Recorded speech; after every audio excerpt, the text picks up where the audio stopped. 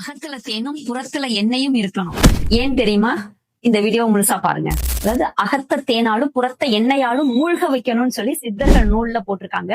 அகம்ன்றது உள் உறுப்புகள், புறம்ன்றது வெளி உறுப்புகள். அதாவது அகம்னா உள் உறுப்புகளை ஃபுல்லா தேனால மூழ்க வைக்கணுமா. ஏன்னா தேன் உடம்புக்குள்ள போறப்ப செல்களை புதுப்பிச்சு நம்மளுக்கு எந்த சத்து பற்றாக்குறையும் இல்லாம பாதுகாக்கக்கூடிய நம்மளுடைய ராஜ உறுப்புகளை எல்லாம் பாதுகாக்கக்கூடியது எதுன்னு கேட்டீங்கன்னா தேன் தான். அப்ப அந்த ராஜ உறுப்புகளை பாதுகாக்கிறதுக்கு நம்ம அன்றாடம் தேன் சாப்பிட்டோம்னா இந்த உறுப்புகள் எல்லாம் சேஃபா பாதுகாப்பா ஆக்டிவா இருக்கும். புறத்தை எண்ணெயால மூழ்க வைக்கணும் அப்படின்னா வெளிப்பகுதி ஃபுல்லா எண்ணெய் தேய்ச்சு மூழ்க வைக்கணும். இது செல்களை புதுப்பிச்சு நம்மளுக்கு ஒரு ஸ்கின் சைனிங்கா இருக்கிறதுல இருந்து செல்கள் பாத்தீங்கன்னா தளர்வடைகிறது வர இந்த தேன் சரி பண்ணும். அது அந்த அளவுக்கு செல்களை புதுப்பிக்கிற வேலையை தேனும் பண்ணுது, தேங்காய் எண்ணெயும் பண்ணுது. அதனாலதான் இத ரெண்டையுமே சொல்லியிருக்காங்க சித்தர்கள் நூல்ல. இது போக இன்னொரு விஷயம் இருக்கு. என்னன்னு கேட்டீங்கன்னா ஒரு ஊறுகாய் போடுறாங்க. அந்த ஊறுகாய அதுக்கு பிரிசர்வேட்டிவ் எதுன்னு கேட்டீங்கன்னா உப்பும் எண்ணெயும் தான். இந்த எண்ணெய் ஊறுகாய்க்கு மேல எப்பெல்லாம் மிதந்துகிட்டு இருக்குதோ பிரிசர்வேட்டிவ் போடாமலே அது பாதுகாப்பா சேஃபா இருக்கும். எந்த ஒரு கெடுதலும் ஃபங்கஸும் அதுல வந்துராது. அதே மாதிரிதான் நம்ம உடம்பு மேல